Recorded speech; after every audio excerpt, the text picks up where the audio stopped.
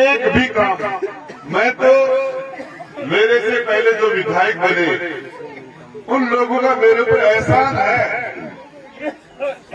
पहला विधायक देवी सिंह मंडावा बना 52 में, फिर सोमनाथ सिंह जी बने, फिर शिवराज सिंह जी 62 में छापोली बने, फिर 67 में फिर सोमनाथ जी, 72 के अंदर हमारे रामेश्वर जी सैनी बने, 77 में इंद्र सिंह जी पूक बने, फिर 2.5 साल बाद में 80 के अंदर वीरेंद्र प्रताप सिंह जी गुड्डा ठाकुर साहब बने, 85 के अंदर भोला राम जी सैनी, 90 में मदन जी सैनी, 93 में और 98 में फिर सोमनाथ सिंह जी। जितने भी एमएलए बने जिनमें सुखदेव चौधरी साहब भी शामिल है, इन सबका मेरे ऊपर एहसान है। ये काम वो कर देते तो आज मैं पत्थरों को शिलान्यास कैसे करता। ये काम यदि वो कर देते, ये तहसील आप लोगों को उदयपुरवाड़ी जाना पड़ता था और वो तहसील अब आपका काम गुड्ढा में हो जाता है। नगर पालिका का 23 करोड़ रुपए का बाईपास, ये सारे काम यदि मेरे से पहले वाले नेता कर देते तो मैं करता क्या करता। उनका एहसान है कि उन्होंने मेरे लिए काम छोड़ दिए, मेरे लिए छोड़ दिए। और सच बात यह है, देखिए मैं एक बात कहता हूं, जिस व्यक्ति के माता पिता की अचानक मृत्यु हो जाए और उसको सेवा का मौका नहीं मिले तो कहां से करेगा सेवा। लेकिन जिस व्यक्ति को अपने माता पिता की सेवा का मौका मिले और उसके बाद में वो उनकी सेवा नहीं करे, उससे ज्यादा दुर्भाग्यशाली आदमी नहीं हो सकता बेटा बेटी। और जिसको अपने बेटा और बेटी की माता पिता की सेवा का मौका मिले वो उनकी सेवा करे, इससे ज्यादा सौभाग्यशाली इंसान धरती पर नहीं हो सकता। जनता माँ बाप हम लोगों को पैदा आपने किया है। राजेंद्र गुड्डा को मंत्री बना के सड़कें ये काम करने की, ये उप स्वास्थ्य केंद्र के स्टेडियम, ये सारे काम करने की ताकत देने के काबिल आपने बनाया। मैं मेरे माता पिता के नाम से नहीं जाना चाहता, आपके नाम से जाना चाहता हूं। जिस जनप्रतिनिधि को जनता की सेवा का मौका मिले और वो उस जनता की सेवा नहीं कर पाए, वो उस जनप्रतिनिधि का दुर्भाग्य है। और जिस जनप्रतिनिधि को जनता का सेवा का मौका मिले वो सेवा करे, उससे ज्यादा सौभाग्यशाली जनप्रतिनिधि नहीं हो सकता, कोई नहीं हो सकता जिसको मौका मिले। और आप लोगों ने सरपंच साहब यहाँ बैठा है, आपने बनाए महेंद्र जी महेंद्रपुरा ने आपको कहा, महेंद्र जी महेंद्रपुरा ने कि मुझे 2 साल तक कोरोना में हम काम ही नहीं कर पाए, हम घरों में कैद हो गए थे, घरों में कैद हो गए। सरकार की उठा पटक में हम 2-3 बार होटलों में बंद हो गए थे। मुझे 2 साल तक तो काम करने का मौका ही नहीं मिला। लेकिन जब मुझे पता चला कि 2 साल अब मेरे कोरोना में खराब हो गए, मैंने कि रात और दिन काम करूंगा, इनको डबल कर दूंगा। तो कोविड में जो नुकसान हुआ उसके रात और दिन काम करके, देखिए सबसे बड़ी बात है, जो मेरे पास कोई व्यक्ति किसी काम के लिए आता है, चाहे जयपुर आई, चाहे कहीं गिरावली आई, कहीं भी आई, मैं सोचता हूं कि आड़े वाला आदमी किस पार्टी और किस जाति का है, किसने वोट दिया नहीं, ये आदमी मेरे पास आ गया। अब इस आदमी को मैं इसके घर निराश कैसे भेजूं, निराश कैसे जाए, मेरे पास आ गया तो ये यहाँ से वापस घर जाने के काबिल बनाऊंगा इसको। एक आदमी गाड़ी लेके जयपुर आ जाता है, 5-7 लोग साथ होते हैं, यदि आप उनका काम नहीं करोगे तो वापस उदास मन से घर कैसे पहुंचेंगे वो, चाहे वो कुछ भी हो। उन्होंने कुछ भी किया, उन्होंने कुछ भी किया, इससे क्या फर्क पड़ता है। मैं आपको बताना चाहता हूं, महेंद्र जी, मूलचंद जी आप नहीं, ये महेंद्र जी भी मेरे खिलाफ थे, ये जयपाल जी भी मेरे खिलाफ थे। मैंने मेरे कर्मों से इन लोगों को अपने से जोड़ा, मैंने मेरे कर्म से, मुझे ये पता है कि मूलचंद जी मेरे साथ नहीं है, तो मैं कोशिश करता हूं कि मैं ऐसा काम करूं मुझे कोई मौका मिले और ऐसा काम करूं तो मूलचंद जी के ऊपर कोई एहसान आ जाए काम का, तो ये रात दिन मेरे खिलाफ बोलते हैं, तो कम से कम दिन में बोलना बंद कर दे। फिर दूसरा मौका मिले तो मैं इनको रात में भी बोलना, फिर इनको मैं सोचूं कि कम से कम ये रात दिन तो गाड़ी लेके घूमते हैं, अपना वोट के खिलाफ देते, लेकिन दूसरों को खराब नहीं करे, 5 काम इनके कर दूंगा तो ऐसा ये होता है लोकतंत्र। लोकतंत्र का मतलब ये होता है। एक सबसे बड़ी बात यह है कि एक माँ, उसका एक धर्म है माँ का कि उसके 5 बच्चों में से सबसे कमजोर बच्चे का माँ लाड प्यार सबसे ज्यादा करे, तो सबसे कमजोर बच्चा। और राज धर्म भी है कि कुर्सी पर बैठने वाले का भी ये धर्म बनता है कि सबसे गरीब, सबसे कमजोर उसका लाड प्यार, उसका ध्यान ज्यादा रखा जाए। ये राज नेता का धर्म होना चाहिए। और मैं आपको एक बात बताना चाह रहा हूं, इस देवनारायण भगवान के सामने खड़ा होकर मेरे गुरु ने मुझे एक ही बात कही थी। मेरे गुरु ने कुर्सी पर बैठ के न्याय करना, ईमानदारी से कहता हूं, मैं जब भी बैठता हूं, मैंने कभी भी मैंने ये नहीं किया कि ये जाति किसकी है। कुर्सी पर बैठ के मैंने न्याय करने की कोशिश की। हम कोई भगवान नहीं, हम परफेक्ट नहीं, हमसे गलती हो जाती है, गलती किसी से भी होती है। दुनिया में कोई भी आदमी परफेक्ट नहीं है, हम भी परफेक्ट नहीं है, लेकिन नीयत खराब नहीं होनी चाहिए। मैंने कभी भी कोई जातिवाद की बात हो, क्या होता है जातिवाद, क्या होता है जातिवाद।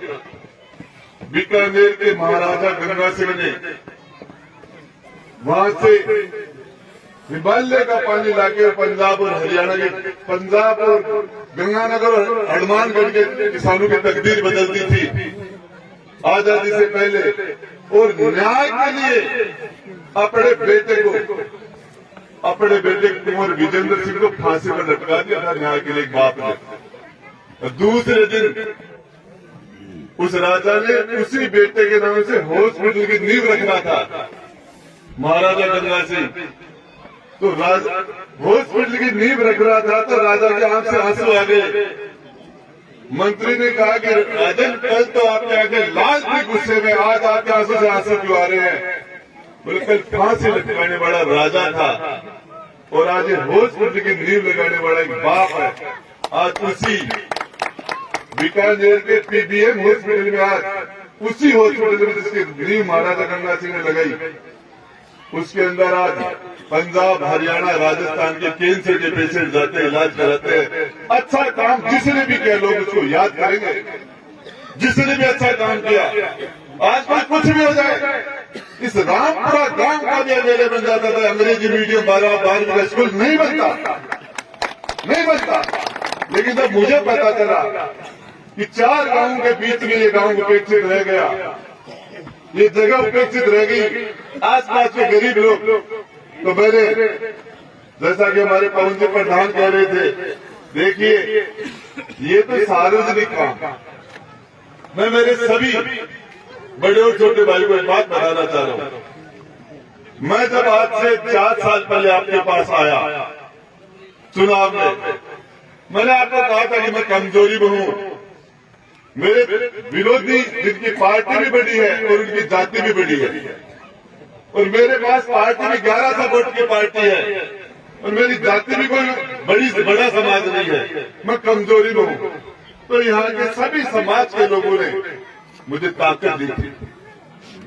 जो ताकत आपने मुझे दी, आप लोगों ने जो ताकत मुझे देके विधानसभा में बैठाया, मैंने उस ताकत का 100% सदुपयोग कर आपके क्षेत्र के विकास के लिए किया, गरीब के साथ न्याय के लिए किया। मैं ईमानदारी से कहता हूँ, हीरामल बाबा के सामने खड़ा होके, देवनारायण भगवान के सामने खड़ा होके, मैंने आपकी दी हुई ताकत का एक बार जितना भी दुरुपयोग नहीं किया, सदुपयोग किया है मैंने आपकी दी हुई ताकत का। और मैं एक ही चीज बताना चाह रहा हूँ, हमारा सौभाग्य है, आज ये थानेदार जी, वीर सिंह जी, सीआई साहब, ये अपने जिले में थानेदार नहीं लग सकते, कलेक्टर अपने जिले में कलेक्टर नहीं हो सकता, एसपी अपने जिले में एसपी नहीं हो सकता, तहसीलदार अपने जिले में नहीं लग सकता, लेकिन सरपंच होते हैं, मेरे एमपी अपने क्षेत्र के बीच में, अपने लोगों के अंदर बीच में निर्वाचित हो सकते हैं। ये हमारा सौभाग्य कि हमें हमारे लोगों की सेवा करने का अवसर मिला। और आज आपको ये कहते हुए मुझे खुशी हो रही है, जब मुझे सरकारी बंगला मिला तो मैंने उस जगह बंगला लिया जहां कोई नहीं लेना चाहता। मुख्यमंत्री जी ने कहा बुढ़ा यहां बंगला क्यों ले रहा है, इसमें तो सवाई मानसिंह हॉस्पिटल के सारे मजदूर आ जाएंगे, सारे मरीज आ जाएंगे, तू कहां रहेगा इसमें। मैंने कहा इसीलिए ले रहा हूं कि मेरे क्षेत्र के सारे मरीज और उनके पेशेंट के लोगों की मैं यहां सेवा कर सकूं। मैं आपको बताना चाह रहा हूं, हाथ जोड़ के बताना चाह रहा हूं, कोई भी उदयपुर झुंझुनू सीकर पूरे क्षेत्र से कोई भी आदमी गया सवाई मानसिंह हॉस्पिटल में तो उसको भर्ती कराना है, आयुष दिलाना है, जांच दिलानी है, उसको ब्लड दिलाना है, उसका टाइम पर ऑपरेशन कराना है, उनके रहने की व्यवस्था करनी है, खाने पीने की व्यवस्था करनी है।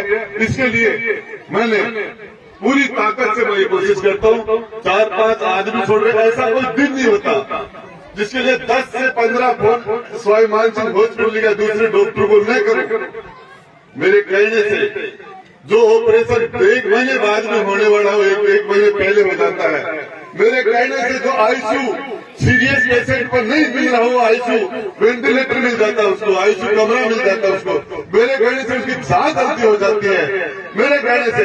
और इसी काम के लिए एक दिन में मुझे कहा, सीएम साहब ने कहा बुढ़ा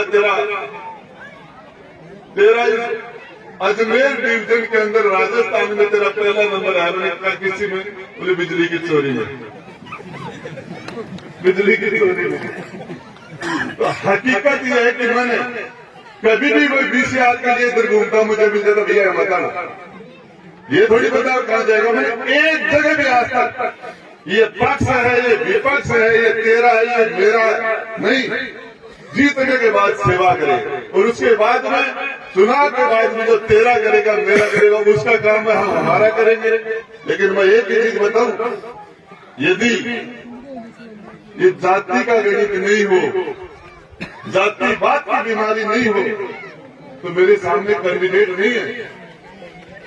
जिस कैंडिडेट भगवानाराम सैनी कांग्रेस का कैंडिडेट, उनकी सैनिक समाज के वोट उनके अलग कर दो, उनके वोटों में से बाहर निकाल दो, और कांग्रेस पार्टी के वोट बाहर निकाल दो।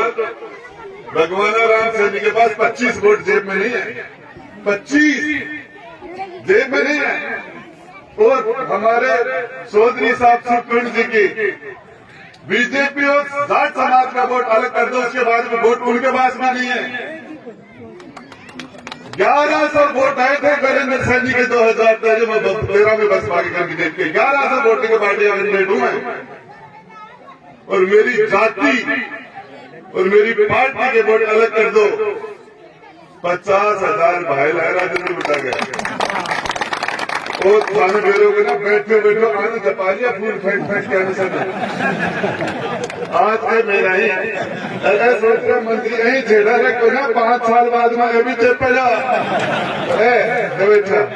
आप सोच सकते, 2 छोटे छोटे बच्चे आए, 8-8, 10-10 साल के बच्चे आए और एक कागज लाके मंत्री को अधिकार से लेके हमारी जिम बढ़ा दे, ये पढ़ ले, इसको कर दे। ये लोकतंत्र है, ये वोट का राज है, ये जनता का राज है। कोई भी आदमी, जैसा कि बता रहे थे सरपंच साहब, बता रहे थे, जयपाल जी कह रहे थे कि मंत्री जी के टॉयलेट में, लोग टॉयलेट में तो नहीं बाथरूम में घुसाते हैं, टॉयलेट में तो नहीं जा रहे। लेकिन मैं खाना खाता मैं 20 फोन करता हूँ और मुझे कई बार कहते कि यार मंत्री झाड़ नहीं आती क्या अपनी किस चीज की।